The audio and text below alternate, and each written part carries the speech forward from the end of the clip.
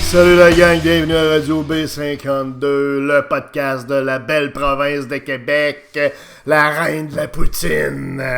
On passe ça. La crise d'Oka, la foire est pognée. On vous a expliqué un petit peu beaucoup ce qui se passait dans le podcast précédent.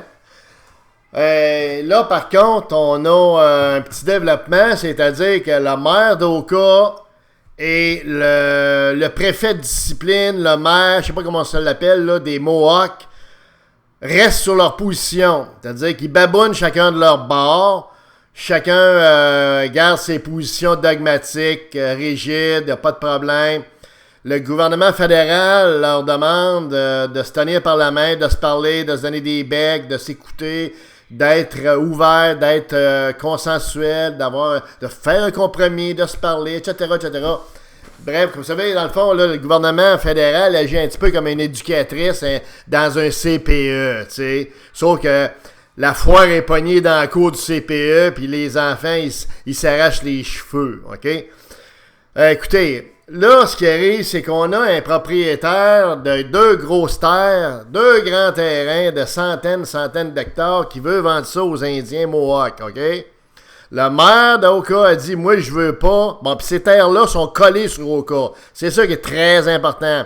Les terres, les frontières de ces terres-là, de plusieurs arcs, là, plusieurs hectares, pardon, sont longilines, ils sont collés. Sont des culottes de la ville d'Oka. Ça va? Fait que là, le maire d'Oka a dit, moi, je veux pas avoir des voisins avec des cabanes de contrebande de marijuana, de cocaïne, de héroïne ou de contrebande de cigarettes et tout ça. De l'autre côté, évidemment, là, le maire le préfet de discipline, le seigneur de la tribu Mohawk, lui, il dit, je suis insulté, c'est épouvantable de dire des faussetés, des enneries comme ça à propos de ma tribu, à propos de ma réserve. Or, tout le monde dans la région de Montréal, on sait très bien que si on veut avoir un paquet de cigarettes pas cher, on sait où aller, hein? Puis j'imagine que c'est la même chose pour ceux qui prennent du grass, ceux qui prennent, qui consomment, OK? Puis qui veulent aller dans des grandes vapeurs, comprends-tu, de la drogue. Mais là, écoutez, fait que là, vous avez des bars, donc 2 têtes de cochon chacun de leur bord. Le maire d'Oka, on peut quand même pas y reprocher de pas vouloir avoir des cabanes autour de lui parce qu'effectivement, il y a un très grand risque à ça. Bon, le propriétaire terrien, lui, veut faire du cash, il veut donner ça aux Mohawks parce que les Mohawks, évidemment, ont des revendications là-dessus. Ils disent que c'est des terres ancestrales, comprenez-vous? Ils veulent construire des totems là-dessus, puis peut-être des taipis, puis je sais pas trop quoi, tu sais, élargir peut-être leur commerce, peut-être construire un centre d'achat, un casino, toutes des choses vraiment légales, comprenez-vous, puis très, très à valeur ajoutée dans une société. Bravo pour les Mohawks, comprenez-vous? Mais il reste qu'à néanmoins, à travers tout ça, là, on commence à dire, l'imbécile heureux là-dedans, c'est encore Justin Trudeau puis sa gang de Newfie, sa gang du fédéral, comprenez-vous? Le gouvernement fédéral, écoutez bien ça, là, le gouvernement fédéral a juste à acheter ces hosties de terre-là, comprenez-vous? T'es nationalises, je sais pas comment t'appelles ça, t'es canadianises, Chris, t'es achètes les bâtins de terre, puis là, tu donnes, ce qui est le plus important pour les Indiens, c'est d'avoir de l'argent. Tu lui donnes de l'argent, de l'eau de vie, de la dope s'il le faut, tu lui donnes un paquet d'argent, puis tu lui dis, restez chez vous. Le Canada décide de nationaliser ça. On va faire un beau parc canadien avec ça. Le gouvernement pourra faire avec ces terres-là qui sont entre Oka et les Mohawks, faire un beau parc, comprenez-vous, avec des balançoires, avec des carrés de sable, avec des jeux de dard, des jeux un jeu de quai, un jeu de shuffleboard, comprenez-vous, pour les retraités, un jeu peut-être de basketball, de volleyball, du volleyball sur plage, tu mets du sort, fait qu'à ce moment-là, il y a des petites mains qui vont venir jouer au volleyball.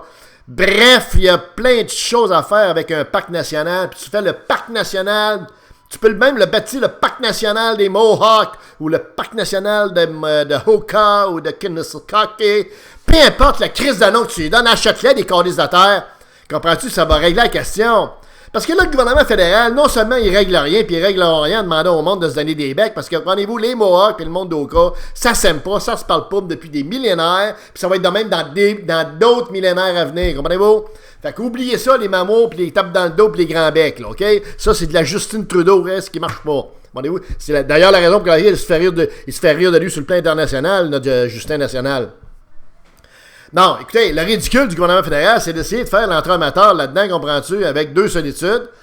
Alors, ils ont un qui a acheté les terres, puis l'autre affaire qui ne marche pas du gouvernement fédéral là-dedans, c'est qu'ils savent très bien, comme tout le monde à Oka, à Kunasutiki, comme tout le monde au Canada, ils savent très bien que sur la très grande majorité des réserves, malgré qu'il y a du bon monde là-dessus comme ailleurs, il y a aussi malheureusement du moins bon monde, un petit peu moins fin, comprenez-vous, qui malheureusement font du commerce illicite de toutes sortes de produits, OK? Pas juste des cigarettes. C'est connu, ça, comprenez-vous?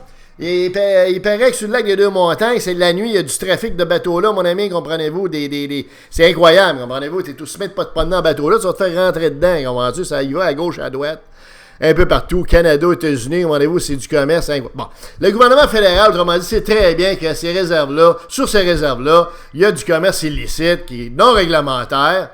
Ben, le gouvernement fédéral encouragerait, dans le fond, ces Mohawks-là en acceptant qu'il y ait une transaction pour leur léguer des terres, alors qu'on sait très bien que ces gens-là sont pas sont pas juridiquement conformes, sont pas juridiquement... Tu sais, ils fourrent le monde ben raide.